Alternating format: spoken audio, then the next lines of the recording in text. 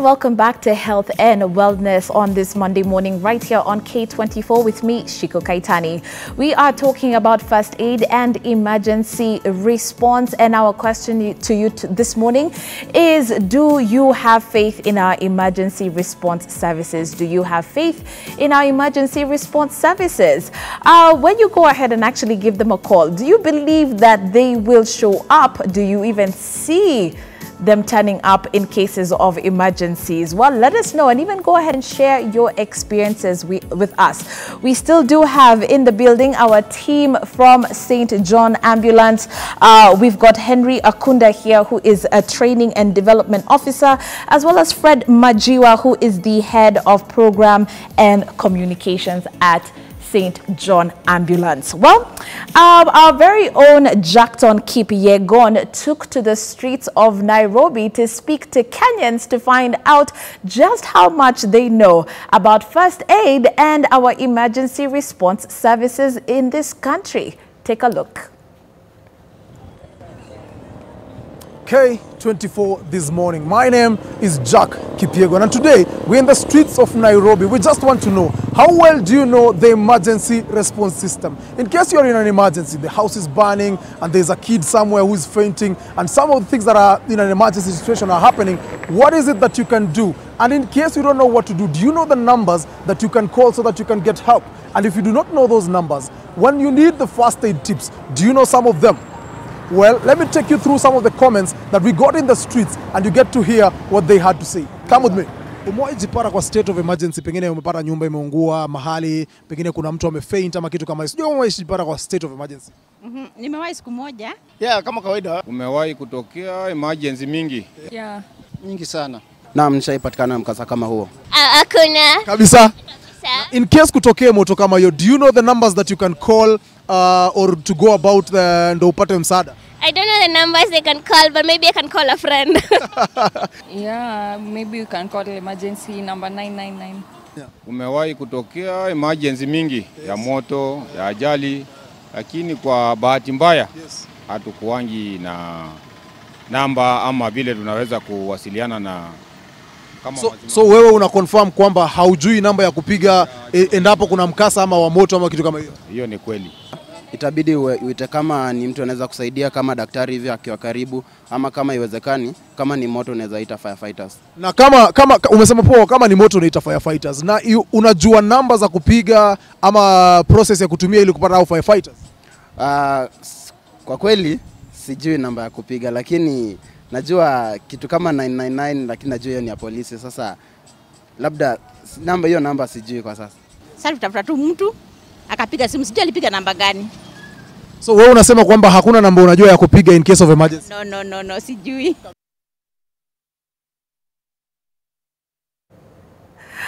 Okay, so there you have it. Just catching up with very few Kenyans, but that actually goes to show how many of us are clueless about what numbers to call in regards to emergency response. And those are some of the questions that we're throwing to Henry and, of course, Fred this morning from St. John Ambulance. What do you guys take of that? People are not even sure what numbers to call, Henry?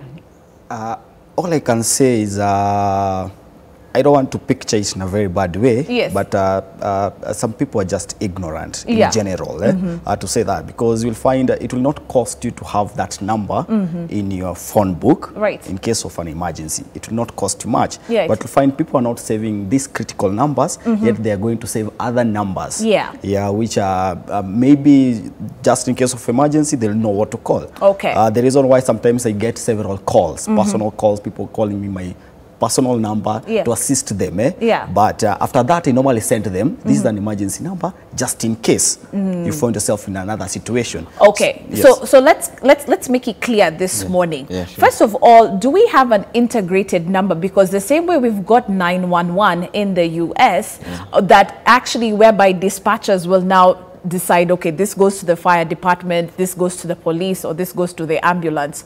What are we working with here? What's our structure like? Yes, we have 999. Yes. Unfortunately, it's only working in Machakos. Jesus! the other regions so are not well integrated, right. because those who provide the service for emergency are the counties. So the 999 needs to integrate with the county ambulance and fire services. But it's only in Machakos that we have this working. Okay. Other areas are yet to ensure that this is happening. But so you're saying in Machakos, they have one number that they will use? Yes. But if I'm here, let's say in Nairobi, I need at least 3 different numbers? Yes. Okay. So what numbers am I calling? So you can call for an ambulance. For instance, if you want to call St. John, yes, you have the number which is 0721 225 285. Wow. Okay, If that's you a call mouthful. If you call Red Cross, you call 0700 395 395. At least those are the major providers within the country. But do you see the issue right there? The fact that you've given me a 9-digit number. It's not easy to remember. It's not easy to remember. Who's going to think about that when the house is up in flames, dialing 073? What? Yeah, you know, like the years before, if you call 999, you won't even know at what point it has terminated to St. John ambulance. And this is what we prefer to work with, where when you call 999, it should ideally integrate to the service you want. If it's fire, it will just go direct to fire. If it's ambulance, it will just go direct to ambulance. If it's criminal cases, the police will just handle it with their nearest police station. So this is how it's supposed to work. So is 999 working? If you call now, it will go through. It will go through. It will go through. Okay. And they will guide you. They will tell you if it is an emergency, dial 1. If it is not an emergency, kindly hang up. Yes. Yes. Okay. Yes. Okay, so it does work. It does work. Okay, so you want us to call? Yeah. Let's try it out. You want us to try? Yeah. And call 999? Yes. Okay, and so, you know, they say, by the way, when it comes to 911, what they actually do train in North America is, in case you've made a mistake, don't hang up, wait until the operator answers so that you can explain that it was a mistake. Because if you do hang up, they actually do treat it as an emergency because perhaps you're unconscious and you intended to call. So that's why it's important not to hang up. You have to explain that, by the way, I made a mistake. Okay, this number better be working, by the way. And it says emergency number on my phone. Let me be like Sonko. See? It's on loudspeaker. Let's see if it actually rings. Yeah. I'm going to hold it close to my microphone. Let's see if it goes. It's not even ringing. Okay, there you go. It's silent. It's not going through. Should we try? 999 is supposed to be our emergency response number, 999 which is currently hanging. Let me try on my side. Okay, are you gonna try? Let me also try. Try. Maybe they know Henry's number. They know Henry's number. Why don't you try yours? Because this is what we're trying to show the public today, and this is why we're asking, do we have faith in our emergency response services? Let's keep dialing 999. Why don't you also try it back at home? Does 999 work? Movie Jeff, wherever you are, dial 999. Let's see if it's working. It's still quiet. It's still quiet. Yeah. Okay. Guys, we're going to move on as we keep trying. And I want our team who are, of course, in the gallery to keep trying as well for us. And let's see if we can manage to get our numbers going through, if we'll even get a dispatcher on the other side. Because this is what we need to talk about, the situation on the ground. On the ground. Okay? We're talking about recognizing an emergency. For some of us, we're not sure about what really is an emergency. Before you answer that, I understand we've got a caller on the line. Yes, good morning. Morning, how are you? I'm good. I understand this is Sophie? Yeah, this is Sophie. My question is, do you have holiday training programs for children? Like, you know, like when they close school, like this long December holidays. Yes. Where they can be trained on first aid. Okay, good question. Thank you so much for that. If yes, from what age and at what cost? Okay, sawa. Thank you so much for that. Do you want to take that, Henry, real quick?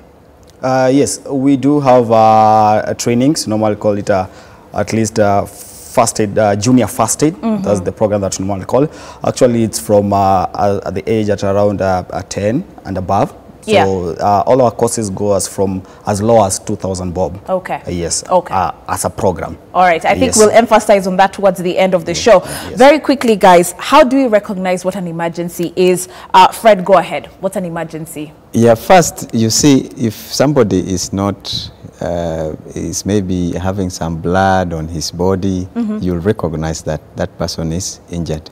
But sometimes you find somebody maybe is experiencing some symptoms of dizziness, signs of dizziness, things like that. You'll immediately recognize. But if it's a big emergency, the first thing you'll see is people crowding towards the emergency. Okay. And sometimes you'll maybe hear those who are affected making some noise, asking for help.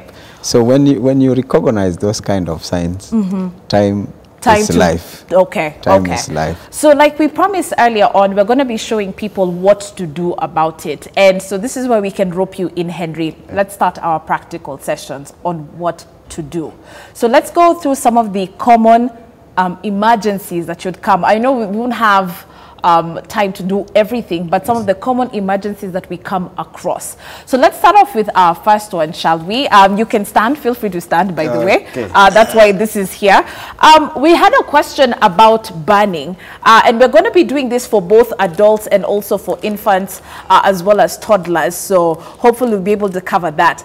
Very quickly, if someone's on fire, we see a lot of cases. Houses up in flames. What are you supposed to do if someone's so if someone is up on flames, mostly that particular victim is always panic mode, running up and down. So we normally advise them to do a simple procedure known as a stop, drop and roll. So stop from running, because when you're running, you're up on flames, going against the oxygen, and the oxygen with fire, it will fan up the fire. And then whenever they stop, if you have a blanket, you can cover them, and then you roll, then you drop them and rolling them. So dropping them and rolling them smooths the fire, actually smooths the flame. All right. And if you yourself as an individual, you're being advised you need to cover your face with the hands. So at least to prevent fire from burning your face and also smoke getting into your airway. And after that, now we normally advise if there's someone across, can be able to pour water. We cool the burn. If someone is up burning, cool the burn. So cool the burn. We have the do nots. Actually, when people is up on flame, someone is up on flame, they normally run, or maybe others are saying, please jump into the swimming pool. There's some dangers of drowning. Others saying, maybe take a fire extinguisher, extinguish the person. Not recommended. Not recommended. Not recommended at all. We see a lot of blankets used. That's safe. Yes, that's safe. You can cover them, because in covering the blanket, you're trying to reduce oxygen, in which you're going to smother the fire, which is key thing. And after that, just cool the burn. Even if you're at home, burn fingers here and there, or maybe any body part, cool the burn with cold water. All right. When it comes to toddlers, in terms of proofing, proofing your home, safety proofing, proofing your home, we see a lot of kids, you know, getting burns, but not your typical burn, but from an electric appliance, because what are they always doing? Sticking their fingers in sockets. I've seen this a lot when I go to the burns unit. A lot of the children acquired their burns from playing with gadgets and sockets. So when you're talking about that type of a burn, what are you supposed to do for your child? That we classify it as an electrical burn. So key thing, you need to switch off the main supply, actually the main switch off. So after switching it off, we treat the same way as any other burn, because there's some burning sensations. You cool the burn. And in this electrical burn, we normally have an entry point of a burn and an exit point of a burn, because it's electricity. So you'll find maybe the hands are the one having some burns, and you may find also the foot, because that is the exit of the current. So we treat us both. You cool the burn, and after cooling the burn, you can cover with a non-sticking kind of a dressing. And if you don't have that non-sticking kind of a dressing in a burn whereby it will stick, you can use a clean film. Yes, that clean film, be able to cover it up. There's some do nots in which most of the parents normally do, you'll find maybe they take these Colgate, maize flour, Vaseline, place in a wound. Those are what we call them do not. Okay. As a parent, you're not supposed to do that. Okay. Nevertheless, you can just go to the nearest pharmacy and try to purchase a burn cream, which is prescribed by the doctor. You can be able to use and apply, and then you take to hospital. For small kids and also the older age people, they need to go to hospital. Okay. It's a must because of the tissue or damage. Okay. Yes. All right. Choking, another common problem that we have. Yes. Or emergency. So you want to start off with the infant? Yes, this is the infant of a choking. So when an infant chokes, they'll be able to cry, be able to show some any movement. Yes. So using your 2 fingers, you'll be able to go in. If you can see the object, pick it up. Yeah. And maybe you can sweep it once. Yes. And what you're being advised, avoid blind finger sweep, because you can push dislodge the object further. And then you turn the baby, hold the head nicely, support it with your arms. Yes. And then if the baby is too big, support with your lap. Yeah. And let them be on a slanting way, so at least as the gravity to assist the object to come out. And then in between the back blows, give up to 5 back blows. Hard and fast, at least to let the object come out. Do I have that? I know. Not be sympathetic. I know. I can't even imagine slapping an infant like that. But you've got to have a very hard, at least firm. Make it firm. Make it firm. Yes. Don't be that sympathetic. At least have some empathy, because the object needs to come out. If it's a real parent, exactly, be able to have some sympathy here and there. But if it's another first aider who is there, be able to assist. But it's better you cry while doing something than crying and not doing something. Right. As a mother. Exactly. So make it 5 back blows. After 5 back blows, turn the baby, check the mouth. If you can be able to see the object, remove it with your fingers. And then if the object is not yet out, you're going to perform chest thrust, just at the chest region, whereby you have nipple line, chest thrust, pushing it hard and fast, up to 5 times. 1, 2, 3, and 4, and 5. Still, this is helping the object move further up. Yes, helping the object move further up, and maybe dislodge the object. And once you do that in a 3 cycle of 5 back blows and 5 chest thrust, while checking the mouth and the object is not yet out, then you can carry the baby and continue the procedure as you move to the hospital. And once the object comes out, you need to place the baby at least into what we call a recovery position. Hold them towards the side. Yes, as you also head to the hospital to be checked about the airway, if they have some bleeding, the soft tissue injuries. Yes, then this skill is a must for any parent. Yes. Because not even the fastest ambulance can help you when there's choking of a kid. Because normally when the kid is choking, the airway is blocked. And if it's blocked for more than 4 minutes, the brain cells begin to die. And they are irreplaceable. So when that happens, it means the child is likely to die within a very few minutes. And the worst part is because obviously they cannot articulate what's going on. Yeah, sure. You know, you really have to pay attention. Yes. So it's something that you have to do in 4 minutes. Because after that, death is likely. So each and every parent need to know this skill. Yes. Because they are the ones who will do this, and their nannies also need to know this. Yes. Also water sometimes, and our children do sip on water and start to choke on that. In terms of water, that is actually a partial choking. So it's not to worry much. A partial choking, maybe you can just tap the back, at least to relieve the fluids out. Yes, and place them in this side. That will do work. So what happens in the case of adults who are choking? If there is an adult who is... are you going to use your dummy for the adult? Dummy for now. Or you're going to use Fred?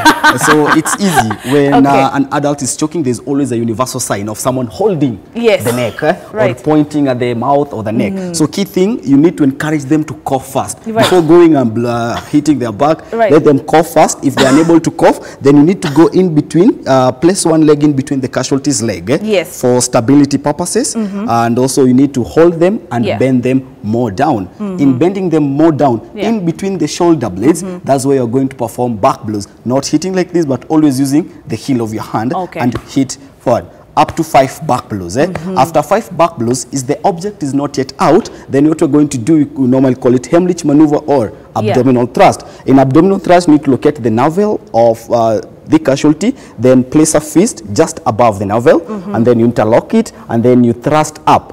So thrusting up to 5 abdominal thrust also. So 1 in and upwards, in and upwards, up to 5 chest thrusts. If the object is not yet out, then you alternate 5 back blows and 5 abdominal thrust until the object clears. So that's what you do. If in case you find a pregnant mother who is big enough, you need to not go to the abdomen because for obvious reasons they are pregnant, or maybe you might find someone who is obese that your hands cannot go around. They are too big, so just go to the chest. Yes, just go to the chest if they are pregnant. Go to the chest and thrust the chest up. Yes, so we are helping the air that is inside the chest to push out the object. So do chest thrust only. So that's the procedure that we're gonna do. All right, so let's go through very quickly what we commonly see when someone's actually unconscious. In this particular case, you see these terms being used interchangeably, fainting and being unconscious. Yeah, sure. What can you say about that, Henry? Fainting makes someone unconscious. And several conditions will make someone unconscious. Actually, the causes, we classify fainting because of what causes someone to faint. Maybe standing for a long time, hunger, fear, early stages of pregnancies, so sudden news. So those are some of the causes of fainting. So that's a bit different compared to unconsciousness. Consciousness is just loss of responsiveness to this particular casualty. Maybe Fred can tell us what to do. And that's the most important, to know that there is lack of responsiveness. So whether it's fainting or unconsciousness, what you will do is basically the same. So what you do in unconscious person is, for instance, you can actually use that space right there. If this is our person who is unconscious, the first thing you need to do is to first of all assess around the area, because what made the person unconscious may also affect you. So you have to assess around. After assessing ground and ensuring that the area is safe. If it's not safe, you have to make it safe. If you cannot make it safe, then there's nothing you can do, because you'll become a victim, and one victim is better than 2 victims.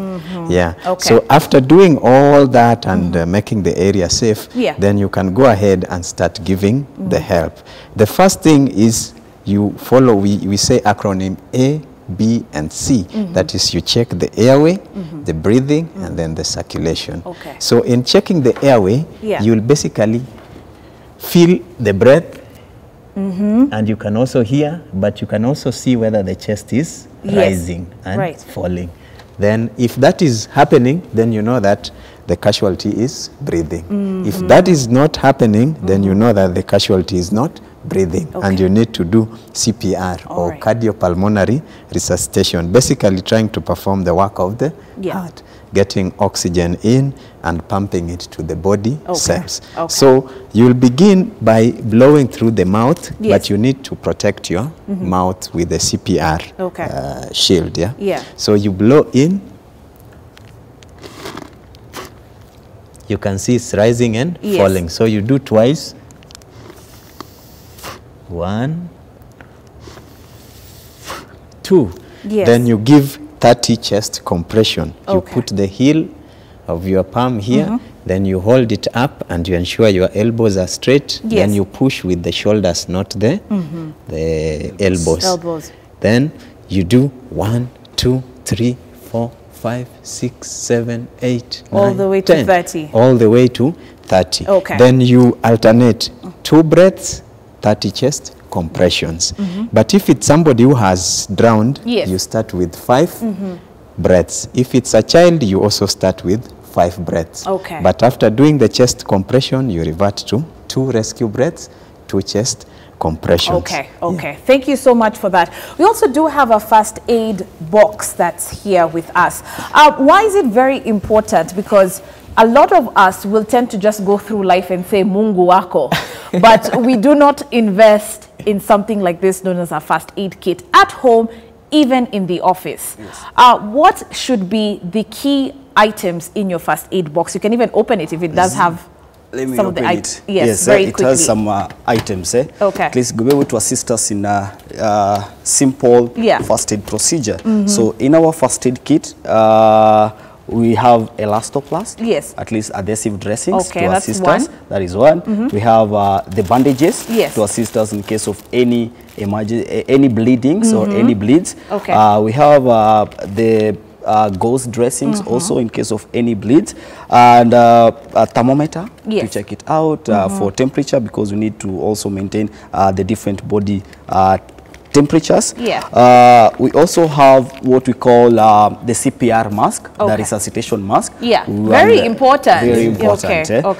We have a book and also a pen to note down some of the incident, that is the casualty name, the age, what happened. To actually help responders with that. So it be able to assist. We also have what we call the emergency blankets, or what we call thermo blankets. In case you don't have a blanket, you can be able to use this to maintain the body temperature of a casualty, because body temperature is key thing to be maintained. We have some antiseptic gauzes, so these are like wet wipes which have some antiseptic or alcohol pads to be able to assist us to clean and disinfect wounds, which are essential. We also have some trauma shear, so these at least to tear bandages or some cloths, because there's some essence you need to expose the injured part, be able to see what might the actual injured part.